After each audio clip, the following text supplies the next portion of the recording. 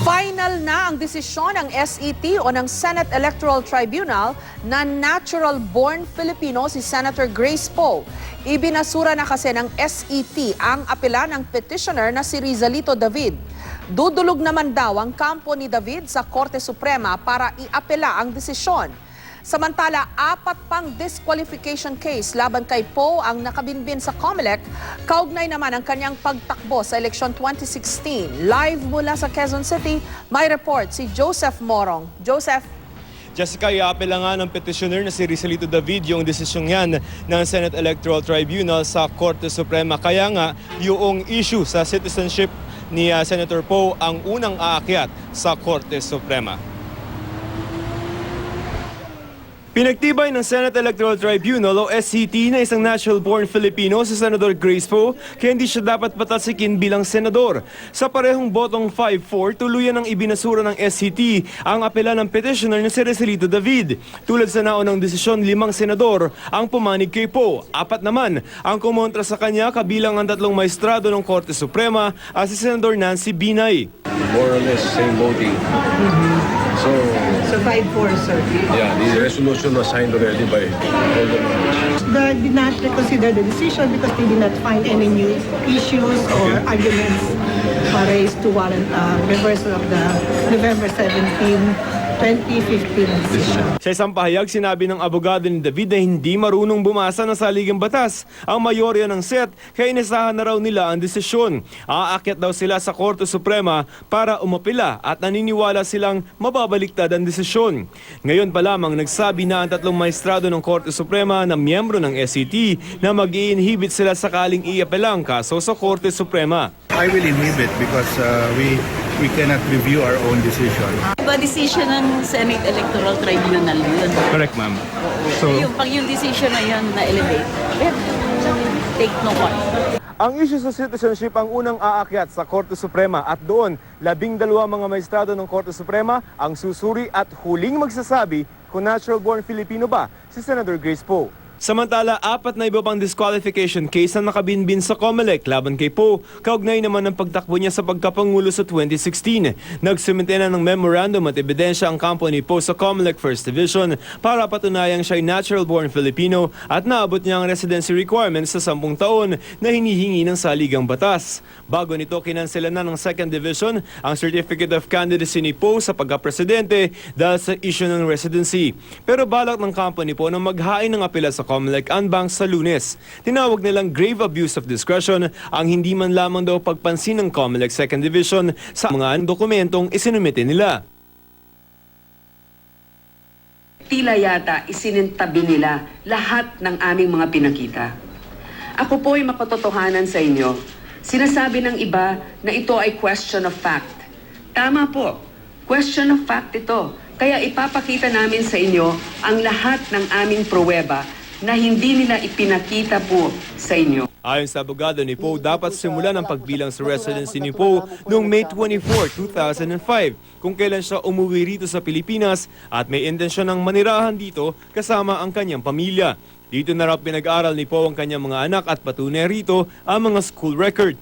Ipinakita rin ng abogado ang form na sinagutan ni Poe nang itakwil niya ang kanyang American citizenship noong July 2011. Dito nakalagay na naninirahan na sila sa Pilipinas mula noong 2005. Sa parehong taon, nag-apply si Poe ng income tax at bumili ng condominium unit.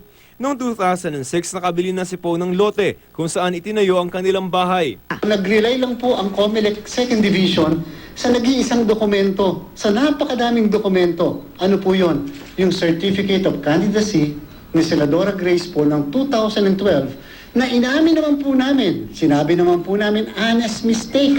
Ang pinagbasehan ng COMELEC Second Division ang Certificate of Candidacy mismo ni Poe nung tumakbo siyang senador noong 2013. Dito, sinabi niyo po na pagsapit ng May 2013 elections, may 6 na taon at 6 na buwan na siyang naninirahan sa bansa.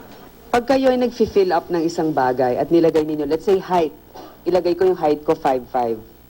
Anong mas paniniwalaan? Yung mapapatunayan na masusukat o yung sinulat mo doon?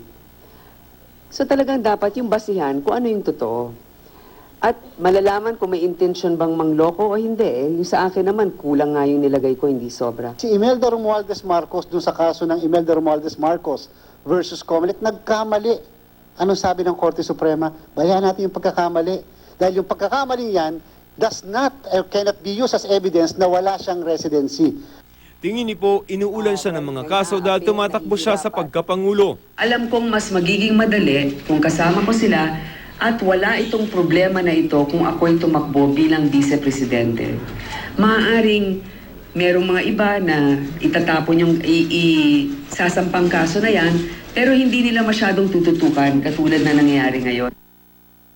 Jessica, sa Lunes, no, iaapela naman ng kampo ni Senador Poe yung desisyon ng 2nd Division ng Comelec doon sa pagdi-disqualify or pagka-cancel ng kanyang Certificate of Candidacy para sa pagkapangulo. Sa Monday yan, Jessica. Yun ang tatanungin ko rin sa'yo, Joseph. Paano bang magiging timetable nito ngayon, considering na may deadline ng December 10 and December 15, and then Poe is facing 4 more disqualification cases sa Comelec?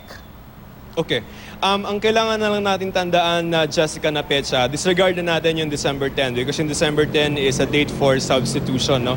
Ang December 15 will be very important because according to the Comelec, yan yung araw na mag-aanunsyo sila ng opisyal na listahan ng mga kandidato para sa election 2016. Ngayon, there are 4 cases na nasa Comelec. Yung isa ang nadesisyon na ng 2nd Division at iaapela nga yan sa Lunes, doon naman yan sa Anbank. Ngayon, ang question is how soon will the Anbank decide on the MR ni Senator Poe? Because this question is relevant kasi the earlier the Anbank comes up with a ruling, the sooner that Senator Poe can go up to the Supreme Court and probably ask for a temporary restraining order para maisama pa rin siya doon sa balota on December 15. So hindi natin alam kung ilang araw yung gugugulin ng Anbank next week after ma-file yung MR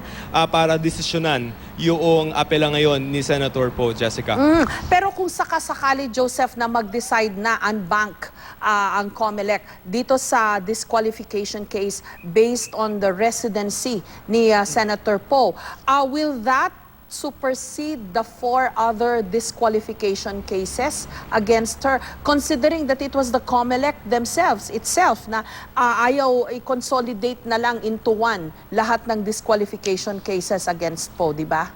Ang sabi sa amin ng Comelec ay siyempre magkaibang division, posible magkaibang appreciation noong mga dokumento, no? But in an event na magkaiba yung magiging findings, no, ng 1st Division at ng 2nd Division, ang sabi dyan sa atin ng Comelec ay these 2 divergent positions from 2 divisions will go up to the Anbank, and the Anbank composed of the 7 commissioners will harmonize itong dalawang magkaiba na desisyon ng division. Yung sa 1st Division, Jessica, we can consider it now as ripe for resolution. Kasi ngayon, ang huling araw ng pagsasabit ng memo, tomorrow, we can consider the 1st Division cases, 3 yang nandyan sa 1st Division, ay ripe na for resolution. So we can expect a resolution anytime dun sa 1st Division naman na merong 3 disqualification cases laban kay Senator Poe. So it may happen na aabot sila dun sa December 15 na deadline to resolve all 4 cases. Ganun ba yon, Joseph? Pwede, Jessica, kasi starting tomorrow, no, ay pwede nang i-resolve ng 1st Division yung 3 na disqualification cases.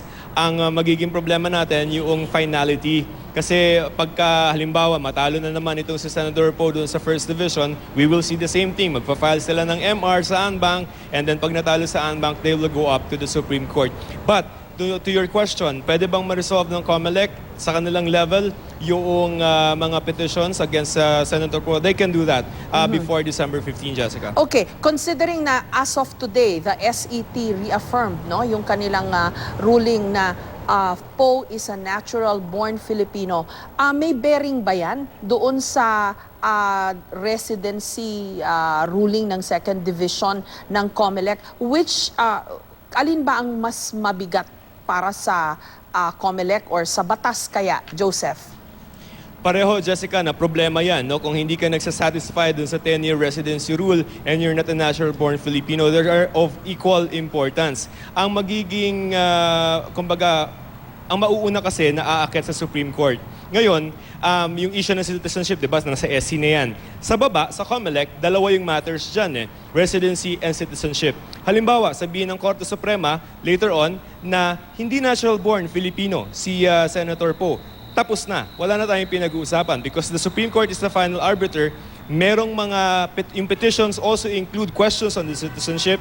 So, pwede nang pag nagsalita ng Supreme Court, isa lang beses, doon sa citizenship, pag sinabi niyang hindi natural-born Filipino, tapos ang laban. Ngayon, it's a different matter if the Supreme Court favors Senator Poe. Kasi matutulungan yung mga COMELEC cases niya, ibig sabihin may advantage siya dun sa COMELEC as far as citizenship is concerned, pero may problema pa rin siya, yung residency problem niya, Jessica. Okay, maraming salamat sa'yo. Joseph Moro.